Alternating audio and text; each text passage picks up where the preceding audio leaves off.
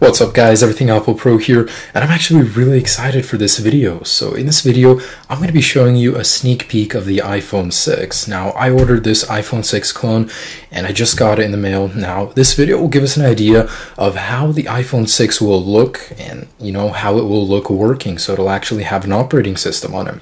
Now, of course, this isn't the real deal. Inside is an Android phone pretty much. It just runs an iOS skin on top of the experience, but it will give me a look at the iPhone 6, how it will look and how it will feel just running it. So I'm really excited for that. Anyways, let's go ahead and unbox this guy.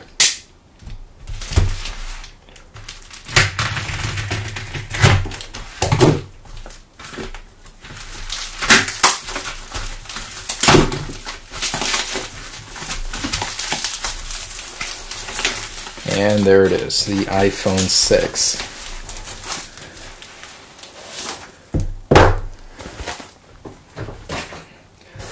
Alright, so there you have it. The box actually looks really nice.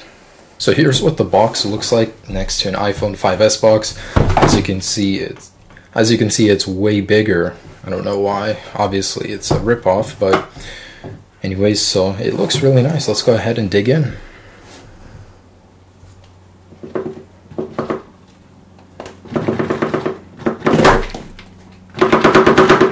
Oh my goodness, this is hard to open.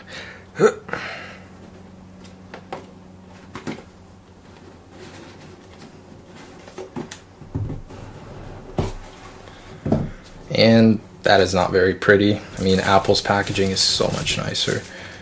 Anyways, in here is the iPhone 6 clone. So you can see it has this white sticker on there. Let's go ahead and peel that off.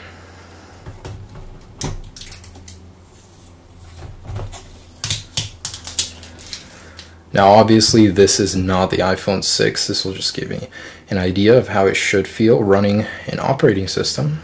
Anyways, there it is. It actually looks nice. I mean, it looks so similar to this guy that I've had for a while, but it's a little heftier, and it should work. So let's go ahead and power this guy on. Halt. Nice. See what else comes in here. So you have your earbuds, I guess a little touch stylus, the wall adapter in here. What? No stickers? Huh. Alright, so that's that. Anyways, here it is.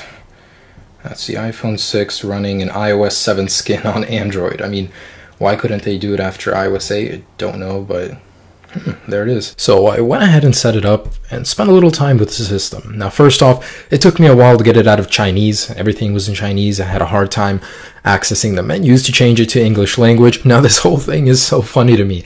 It's trying to be an iPhone 6 running an old version of Android like 4.0.4 that's trying to run iOS 8 while running an iOS 7 skin. It's a mess. I can't even put my mind around what it's supposed to be. So in a summary, I'd pretty much say it's like Android is attempting to be iOS 8 while keeping all of the lagginess and just inconsistency of Android inside the system. And while that's not Android's fault, it's a developer's fault, I would say that anyone who buys this phone pretty much buys it to show off. I mean, hey, I've got the iPhone 6 before anybody else, and god damn it, just go back. It's so frustrating to use this. I just spent like 10 minutes with it, and I have a hard time even going back. So this thing is usable. You got to get to know a little bit. It is a capacitive touchscreen, so that's good. However, it's so frustrating. You'll constantly see yourself trying to get somewhere and having to spend like a few seconds clicking on a button to get there. Software updates isn't even there. It's just missing. It's like a setting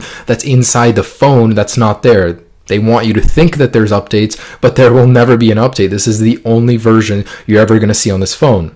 Now, while it holds true to the iPhone 6 design, I like that about it. I mean, it's pretty much, you can go into public and people would think you're using a rumored iPhone 6 device, which is pretty cool. Now, with my long fingers, using the 4.7-inch display was actually really comfortable. I can't see if anyone else with short fingers would find that as enjoyable. However, I was surprised. It was more usable than I thought it would be. And in comparison to the iPhone 5 right here, you can see the screen is a bit bigger, so you would have to adjust to it for a little bit. However, I personally didn't have any trouble with that. So in comparison, when the iPhone 6 is out, I think I'll get along just fine. Let me show you how frustrating this is, how inconsistent it is. There's a fingerprint lock option while the home button is just a plastic home button. There's no actual reason for having it there, but they put it in. There's so many settings that just don't do anything. They're just there just for show. Siri is not Siri, it's Google Voice. However, they do have a Siri option in settings, and there will be moments where you're using iOS and then boom, it just goes to Android and you're like, what the heck? And this was just kind of funny to me. If you slide over, the iPhone 6 on iOS 8 has been jailbroken already. There's Cydia.